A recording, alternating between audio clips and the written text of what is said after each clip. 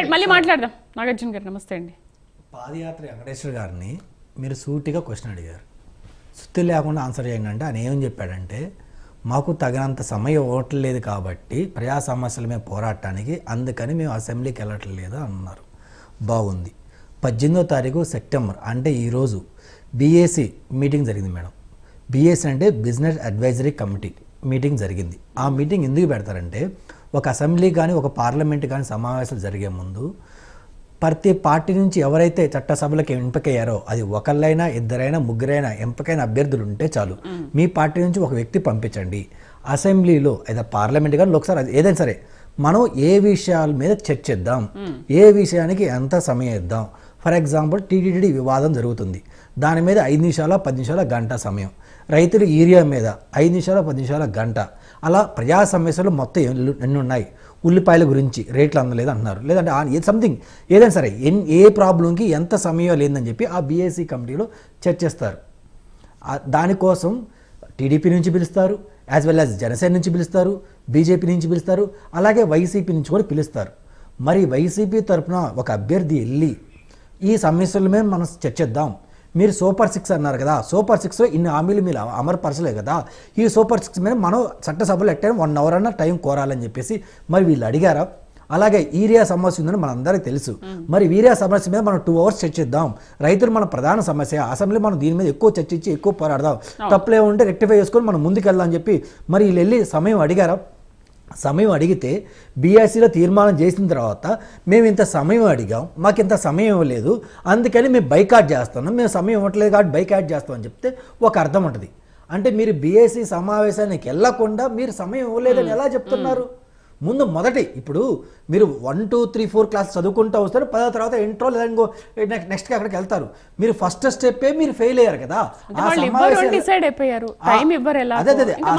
అదే చెప్తా, అది ఆ సమావేశానికి వెళ్ళాలి కదా, దాన్ని బట్టి మీరు డిసైడ్ కదా. 1, 2 వీళ్ళు ఏం చెప్తున్నారంటే, మా జగన్మోహన్ రెడ్డి గారికి అపోజిషన్ లీడర్ ఇవ్వరు కాబట్టి, అపోజిషన్ లీడర్ ఇవ్వకపోతే తగినంత సమయం ఉండదు కాబట్టి, తగినంత సమయం మేము మాట్లాడడానికి ఉండదు కాబట్టి మా జగన్మోహన్ రెడ్డి గారు పులివెందులు పులిపెట్టి అసెంబ్లీకి వెళ్ళలేదని చెప్పారు. గుడ్, సరే మీ వాదనే కరెక్ట్ అనుకుందాం. మీకు 11 మంది ఎమ్మెల్యేలు ఉన్నారు కదా, జగన్మోహన్ రెడ్డి గారిని ఒక్కరిని పక్కన పెట్టండి. ఎందుకంటే 11 మందికి ఎమ్మెల్యేలకి అపోజిషన్ లీడర్ ఇవ్వరు మేడం, ఒకరికి మాత్రమే అపోజిషన్ లీడర్ ఇస్తారు, మిగిలిన మొత్తం వెనక కూర్చోవడమే కదా. సరే జగన్మోహన్ రెడ్డి గారికి అపోజిషన్ లీడర్ ఇవ్వాలా, చాక్లెట్ ఇవ్వలేదు, ఆయన అసెంబ్లీకి రావద్దు, అలిగారు, ఆయన ఒక్కరిని పక్కన పెట్టండి. ఆయన పక్కన పెట్టి మిగిలిన 10 మంది ఎమ్మెల్యేలు ఉన్నారు కదా, 10 మంది ఎమ్మెల్యేలు ఆ నియోజకవర్గం నుంచి ఎన్నికయ్యారు, వాళ్ళకి అసెంబ్లీలో అధ్యక్షానాలు ఉంటుంది, అసెంబ్లీ రికార్డులో నా వాయిస్ కూడా రికార్డు కావాలని ఉంటుంది, వాళ్ళకి క్వశ్చన్ చేసి గవర్నమెంట్ని క్వశ్చన్ చేయాలి, ప్రశ్న చేయాలి, డిబేట్లో ఉండాలని చెప్పి వాళ్ళకి అనిపించింది. ఆ 10 మందిని పంపించండి, వాళ్ళకి సమయం ఇస్తారు, లేదు తెలిసిందిగా. వాళ్ళకి సఫిషియెంట్ సమయం ఇస్తే అప్పుడు జగన్మోహన్ రెడ్డి గారు ఏంది, లేదు కూటమి ఎమ్మెల్యేలు గౌరవప్రదంగానే మా 10 మంది ఎమ్మెల్యేలు బాగా చూసుకుంటున్నారు, సో అందుకని నేను అసెంబ్లీకి వస్తున్నానని చెప్పండి, ప్రజలు హర్షిస్తారు, హ్యాపీగా తీసుకుంటారు. మీరు ఆ 10 మందిని పంపించాలి కదా, ఆ 10 మంది ఎందుకు పంపించలేదు? వినండి సార్, మీరు రాసుకోండి, 1 by 1 చెప్పండి సమాధానం, అన్నీ ఒకేసారి చెప్పండి. ఇంకపోతే సరే అది అయిపోయింది, ఇంకా మాట్లాడదాం. మరి జగన్మోహన్ రెడ్డి గారు ఎందుకు ఆ 10 మంది ఎమ్మెల్యేలను కూడా అసెంబ్లీకి పోనీయట్లేదు అనేది ఒక చర్చ. ఎందుకంటే దీనికి ఒక ఎగ్జాంపుల్ చెప్తాను మేడం. గతంలో ఎన్టీ రామారావు గారు అపోజిషన్ లీడర్గా ఉన్నప్పుడు అప్పటి కాంగ్రెస్ కానీ అప్పటి ప్రభుత్వం ఏదైతే ముఖ్యమంత్రి గారు ఆ ఎమ్మెల్యేలు ఉన్నారో ఈయన్ని అవమానించారు, ఇదయ్యారని చెప్పేసి ఘటన జరగడం వల్ల నేను మళ్ళీ ముఖ్యమంత్రి అయితేనే అసెంబ్లీకి వస్తానని చెప్పడం జరిగింది. ఆ తర్వాత అపోజిషన్ లీడర్గా ఛార్జ్ ఎవరు తీసుకున్నారంటే నారా చంద్రబాబు నాయుడు గారు అపోజిషన్ లీడర్గా ఛాన్స్ తీసుకొని మొట్టమొదటిసారి ఆ టైంలో ఆయన అపోజిషన్ లీడర్గా ఉండి ఆయన కృషి చేశారు. కృషి చేసిన తర్వాత ఏంది, ఎన్టీ రామారావు గారి తర్వాత పార్టీకి రాజకీయ వారసులు నారా చంద్రబాబు నాయుడు గారు అని చెప్పి ప్రజల్లోకి చర్చకి వెళ్ళి ఇది తీసింది.